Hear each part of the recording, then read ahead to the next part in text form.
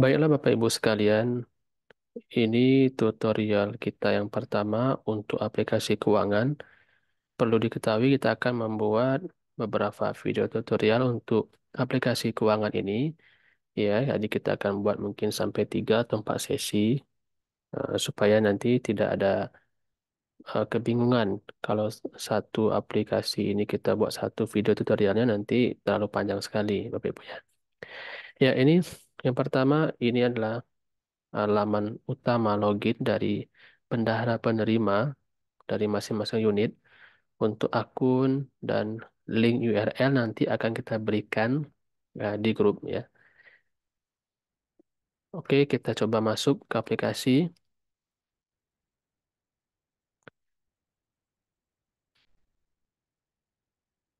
Ini adalah tampilan dashboard, tampilan utama dari aplikasi keuangan setelah kita berhasil login ya. Di sini ada jumlah siswa aktif, nanti juga ada jumlah uang yang masuk secara keseluruhan di tahun aktif.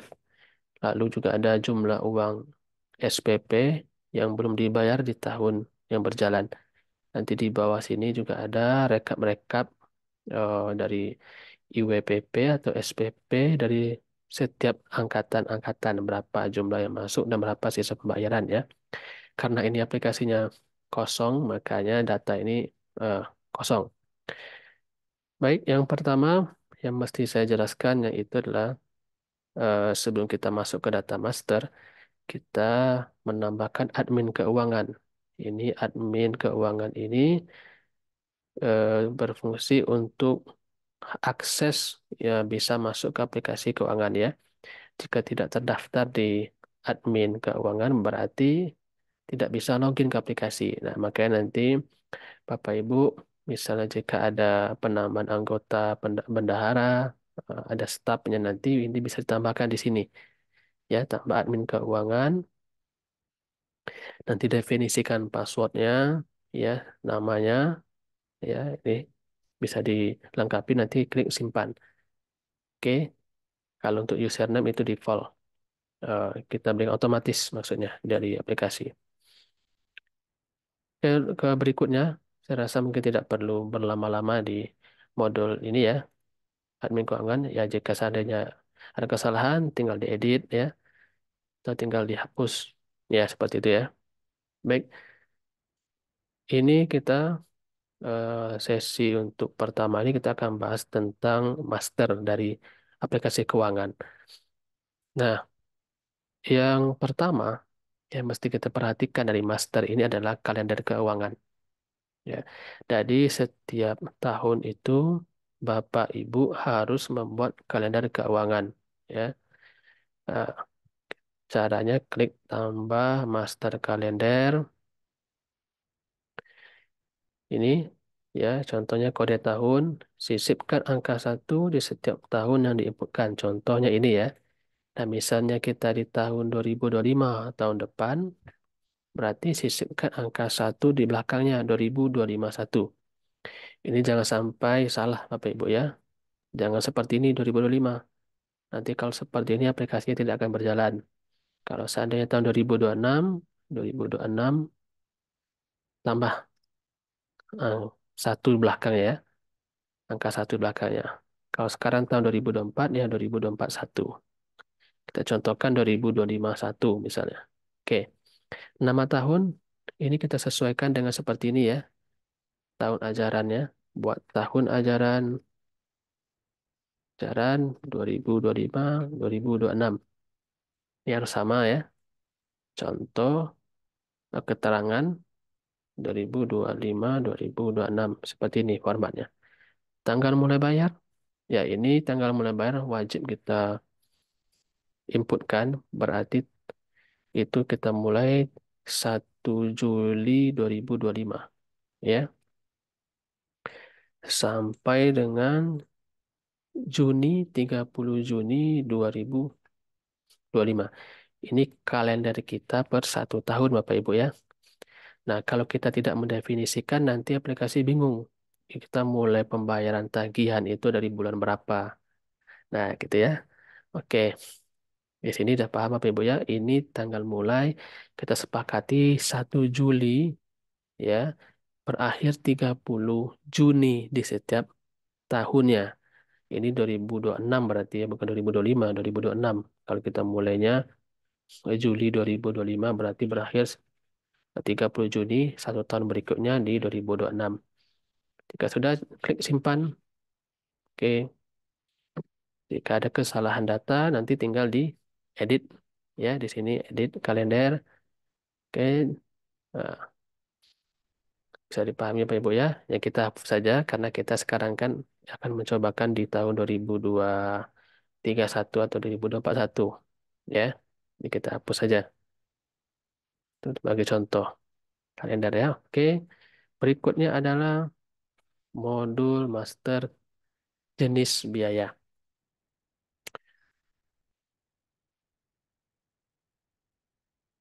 Jenis biaya ini adalah jenis-jenis biaya yang ditagihkan ke siswa baik itu per bulan maupun 1 kali selama masa studi ya.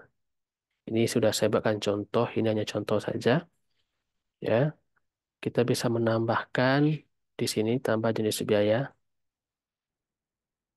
Nah, yang perlu diperhatikan nanti di setiap unit jika ada jenis biaya, kode jenis biaya yang tidak terdefinisi di dalam kotak yang warna oranye ini, itu bisa dilaporkan ke kami sebagai vendor nanti agar kita seragamkan kodenya. Misal contoh seperti ini. Di RA itu misalnya ada katakanlah misalnya uang rihla misalnya ya. Walaupun di sini sudah ada uang rihla ya. Misalnya kodenya 19. Berarti kode 19 itu tidak boleh dipakai di unit SD maupun SMP. Karena kita sepakati untuk kode 19 itu adalah kode rihla. Nah, seperti itu ya. Nah, terus eh, jika seandainya ini kode 1 sampai 18 tidak ada, jenis biaya yang ada di unit kita dilaporkan ya, Bapak Ibu ya. Jika ada tinggal diikuti di sini. Seperti itu. Kita tinggal tambahkan ya kode jenis biaya. Misal tadi 19 nama jenis rihlah misalnya kan. Deskripsi jalan-jalan akhir semester misalnya ya. Itu masuk ke jenis biaya bulanan. Maksudnya bulanan ini bukan setiap bulan kita tagihkan bahwa dia berada di rentang 1 tahun sekali. Setiap kenaikan kelas ya. Itu bedanya. Kalau yang 1 kali ini memang 1 kali selama masa studi itu ditagihkan. Itu berbeda Bapak Ibu ya. Jadi diulang kembali jenis biaya bulanan ini maknanya ada dua. Pertama ditagihkan setiap bulan atau ditagihkan setiap 1 tahun. Setiap 1 tahun. Dari kelas 1 ditagih, kelas 2 tagih, kelas 3 tagih, sampai kelas 6. Nah, kalau untuk jenis biaya awal tahun ini, 1 kali ini adalah selama dia studi dari kelas 1 sampai kelas 6, hanya 1 kali itu dia tagihkan. Kayak seperti uang wisuda, uang ijazah, ya, seragam sekolah, gitu, seperti itu ya. Ini contoh saja ya. 15 simpan data. Oke, jika udah simpan, dia masuk ke masing-masing kategori ini, kategori bulanan atau 1 kali ditagihkan. Ya. Jadi oke ya, Bapak Ibu ya, di jenis biaya sudah dipahami ya. Duplikasi, oh sudah ada datanya. Ya, ini datanya sudah ada ternyata. Ya, kalau data sudah ada, tidak kita lewatkan saja. Nah, perlu diperhatikan cuma yang ada dalam modul ini adalah setiap jenis biaya yang tidak ada di dalam daftar yang disampaikan tadi itu harus kita laporkan ke grup ya agar kami tambahkan atau kami berikan eh, pengaturan dari setiap unit itu harus sama kode, jangan berbeda-beda. Misalnya di TK kode Rihla 19, dan nggak boleh nanti di SD kode Rihla, kodenya sebagai Rihlanya 20, di SMP 21, nggak boleh. Kita sepakati bersama ya, seperti itu ya. Oke, ini jenis biaya bulanan, SPP atau WPP ini ya. Nah, jika tidak aktif itu tinggal kita edit menjadi tidak aktif kayak praktikum itu dulu pernah ditawarkan tapi sekarang tidak lagi ya tinggal kita ubah aja menjadi tidak aktif ya. Yang tidak boleh kita di sini adalah menghapus data yang sudah kita tawarkan. Nah, kalau kita coba-coba kayak tadi misalnya data itu bisa kita hapus datanya.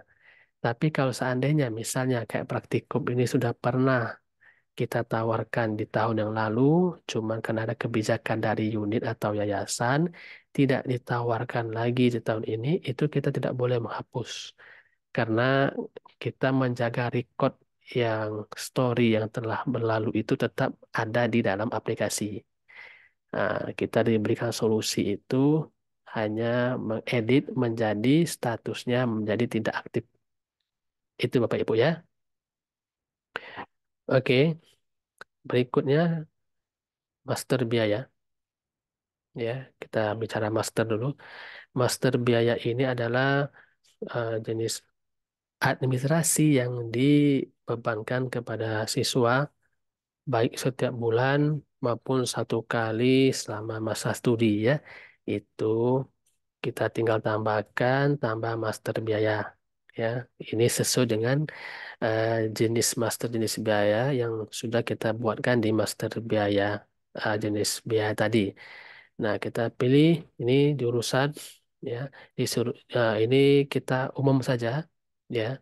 Kita pilih umum. Kenapa ada jurusan ya nanti saya akan jelaskan ini sebenarnya jika kita memiliki SMK itu nanti ada jurusan atau nanti ada boarding ya. Tapi kalau untuk RA mungkin untuk SD itu cukup jurusannya umum saja diklik umum pilih program. Nah, di sini ada 4 program reguler dan reguler, ada sosial atau khusus atau sosial. Ini adalah jenis program biaya yang kita bebankan kepada siswa. Jadi seperti ini maksudnya Bapak Ibu ya. Kita misalnya ada santri baru tahun 2024 ini, itu biaya untuk bulanannya itu adalah katakanlah 300.000 setiap bulannya. Itu untuk siswa yang sifatnya umum atau reguler. Nah, sementara kita ada siswa yang itu dia tidak biasa seperti santri yang lain. Misalnya kita berikan dispensasi karena dia adalah anak guru, kita berikan dispensasi dia 270 untuk biaya bulanannya.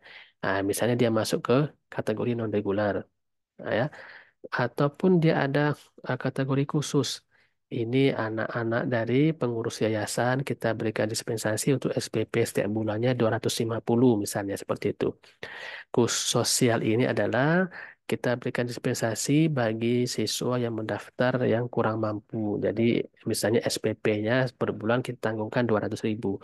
Ini hanya contoh ya, kalau seandainya dari 4 klasifikasi ini tidak ada di unit kita, ada yang tidak ada di unit kita, bisa kita tambahkan, namun tetap nanti diberitahukan di grup ya, klasifikasi apa lagi yang akan ditambahkan. Namun secara umum itu ada 4. Ini Bapak Ibu ya. Ya, saya contohkan, kita inputkan data untuk reguler. Jadi sebenarnya SPP itu untuk tahun ajaran 2024-2025, angkatan misalnya angkatan 2024. Berapa jumlahnya misalnya SPP-nya 300 ya. Itu jumlah yang kita inputkan adalah dikali 12 1 tahun. 3 kali 12 berarti 3.600.000 ya. Bukan bukan 300.000 per bulan. Kita seperti ini kita inputkan. Tapi di sistem kita inputkan total 1 tahun 3.600.000 ya. Walaupun nanti teknisnya kita menagihnya sebulan per bulan Bapak Ibu ya. Oke. 3.600.000 kita klik simpan. Lalu kita tambahkan misalnya di angkatan 2024 itu ada untuk program non-reguler, yaitu kita klasifikasikan misalnya untuk anak-anaknya para dewan guru kita di unit. Untuk SPP-nya kita kasih kelonggaran misalnya berapa? 200.000 atau kita kasih 250.000 ya, angkatan 2024 ya. Angkatan 2024 kita buat 250.000 kalau dikalikan selama 1 tahun itu 3 juta ya. Tuh, oke, itu. Ini ya. Nah, tambahkan. Nah, oke, untuk non reguler ini udah 3 juta. Nanti kita klik untuk program regulernya. Angkatan 2024 itu adalah 3.600.000. Nah, kita tambahkan lagi misalnya untuk jenis biaya program reguler, jenis biayanya adalah uang pembangunan. Uang pembangunan untuk angkatan 2024 atau ajaran 2024, angkatan 2024 itu misalnya 3,5 juta. Ya, kita simpan data.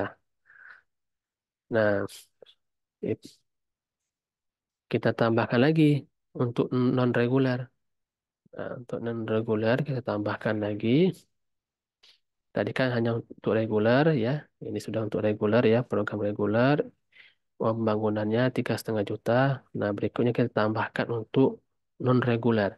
Nah, pertanyaan seperti ini, bagaimana kalau seandainya potongan pembiayaan itu hanya pada SPP saja? Misalnya kami memperlakukan di unit itu, Pak, cuma potongan biaya itu hanya untuk SPP saja. Tapi untuk pembangunan kami pukul rata semuanya, baik reguler, non reguler itu semua sama 3,5 juta. Nah, jawabannya adalah tetap kita akan inputkan program non reguler jenis biaya uang pembangunan tahun ajaran 2024, angkatan 2024 itu jumlahnya 3,5 juta. Tetap walaupun sama, apalagi berbeda gitu kan. Nah, tetap kenapa kita tambahkan? Karena kita sudah mendefinisikan bahwa ada anak non reguler di sekolah kita, ya. Kita klik simpan seperti itu. Nah, dan seterusnya Bapak Ibu ya, ditambahkan sampai angkatan anak kelas 6 sekarang itu berarti angkatan tahun 2018. Nah, kita buat untuk 2024, angkatan 2023, 2022, dan seterusnya. Setiap jenis biaya yang kita tawarkan setiap tahun, setiap bulan maupun satu kali dalam masa studinya itu kita inputkan ya, reguler, non reguler, eh, khusus maupun sosial gitu ya. Nah, seperti itu. Oke, bisa dipahami ya.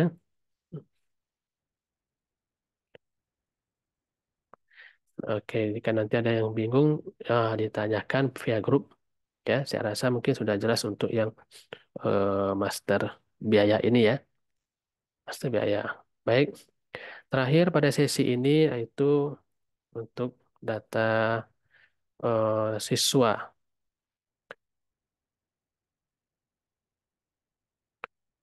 Data siswa di sini eh, adalah dispensasi yang diberikan kepada siswa di tengah-tengah kegiatan belajar mengajar. Contohnya seperti ini, Bapak Ibu ya. Eh, ada misalnya seorang santri itu namanya si ini sudah saya contohkan sebelumnya. Katakanlah si Fathan ini. Si Fathan ini dia di awal pendaftaran angkatan 2023 berarti sekarang kelas 1 dia sebagai siswa reguler. Tidak ada bermasalah kita klasifikasikan dia reguler misalnya. Namun di bulan Desember dia kan berarti kan masuknya 1 Juli 2023 nih ya. Namun di bulan katakan Januari kemarin lah 2024 ini orang tuanya di PHK misalnya. Sehingga dikategorikan kurang mampu untuk membayar SPP di sekolah kita nih 300.000 sebulan ya. Eh, Seandainya untuk yang angkatan 2023 ini.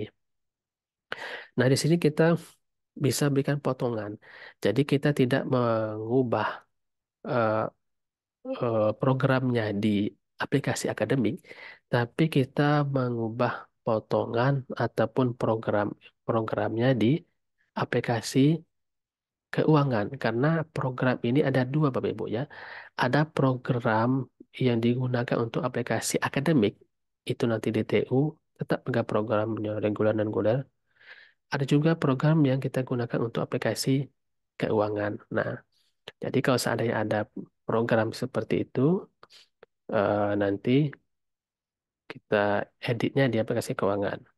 Nah, apa bedanya edit potongan dengan input program? Edit potongan di sini, misalnya sifat HUD ini, kita berikan potongan karena dia tetap reguler. Kita kan seperti ini.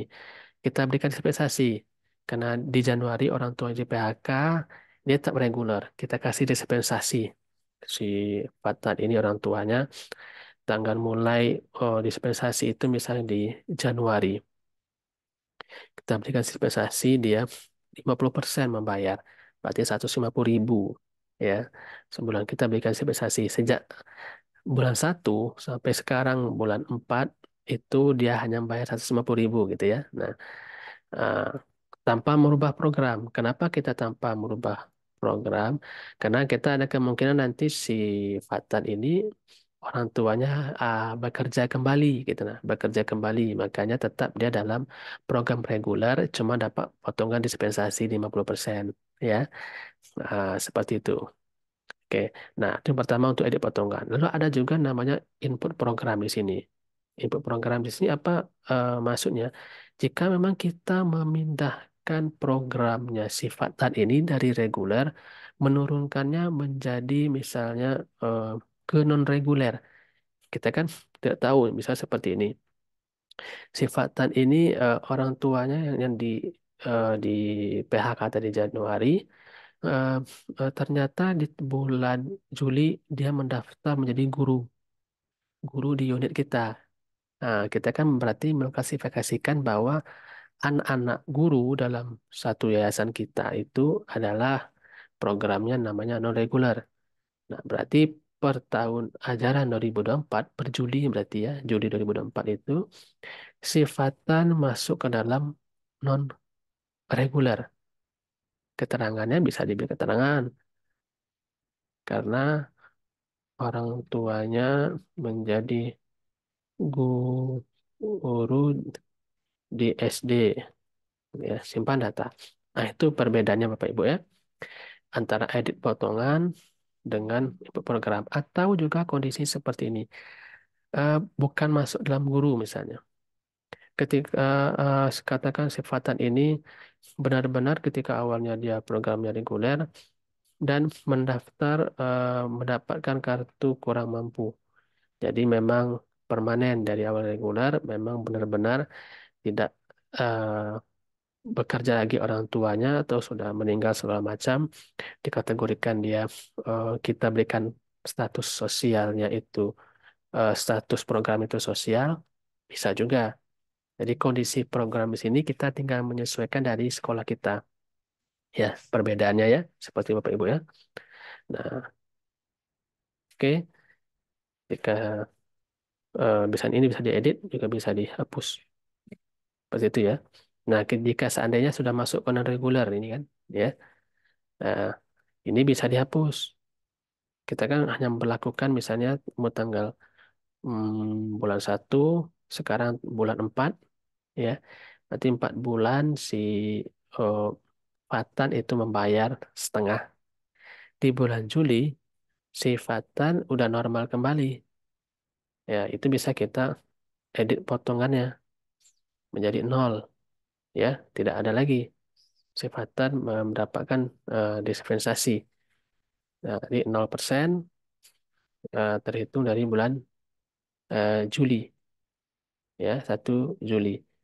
Karena kita memasukkan si orang tua Fatan ini ke dalam program oh, non reguler karena jadi guru seperti itu ya. Ini bisa dipahami ya Pak Ibu ya untuk ini. Baiklah, pada tutorial yang pertama ini saya cukupkan sampai di sini. Nanti ada tutorial berikutnya ya yang mesti kita jelaskan.